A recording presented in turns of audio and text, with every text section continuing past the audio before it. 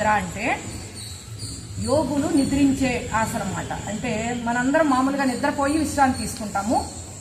యోగులేమో time waste అయిపోతుందని చెప్పి ఇట్లా విశ్రాంతి కోసం మాత్రమే ఇటువంటి ఆసనాల ద్వారా వాళ్ళ శరీరానికి విశ్రాంతినిస్తారన్నమాట.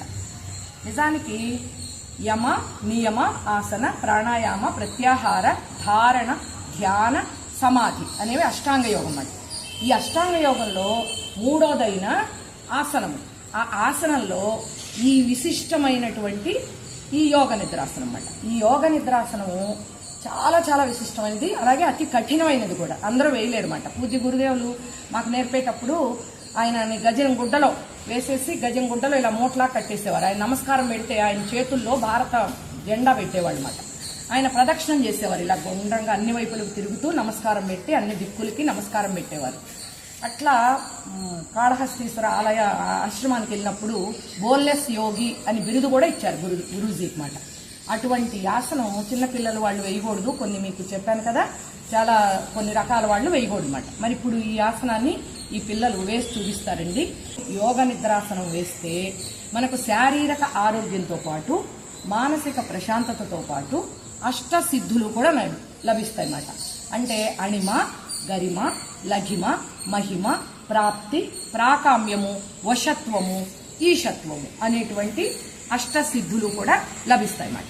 మరి ఈ అష్టసిద్ధులు ఎట్లా లభించినాయి? ఆంజనేయ స్వామికి లభించినాయి. అలాగే వీర సావర్కర్ లాంటి దేశభక్తులు కొంతమంది ప్రతిరోజు యోగ సాధన చేసి వాళ్ళు నిరూపించుకున్నారన్నమాట, వాళ్ళకి అష్టసిద్ధులు లభించినాయని. కాబట్టి ఈ ఆసనాన్ని ఎలా వేయాలో చూడండి. మనం 6 అడుగుల శరీరాన్ని 3 అడుగులు దీప ప్రమిదలాగా తీసుకొచ్చేస్తాం అన్నమాట.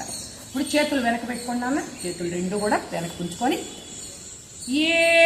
ఏ కన్నప్పుడు కాళ్ళు ఒక్కటే స్ట్రైట్ గా రావాలి. చేతులు నేల మీద వెనక్కి ఉండాలి.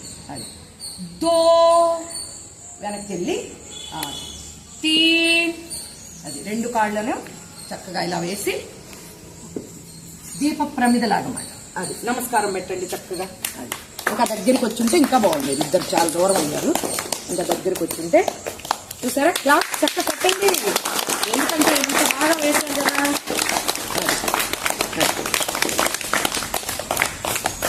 భానుప్రసాదు అలాగే అభిరాము ఎంత బాగా వేశారు కదా. షార్ మెల్లగా చేతులు వెనక్కి వెళ్ళాలి, కాళ్ళు వెనక్కి వెళ్ళాలి, వెనక్కి వెళ్ళాలి. అలా ఉండండి. పామ్ ఇప్పుడు నడుము వరకు షే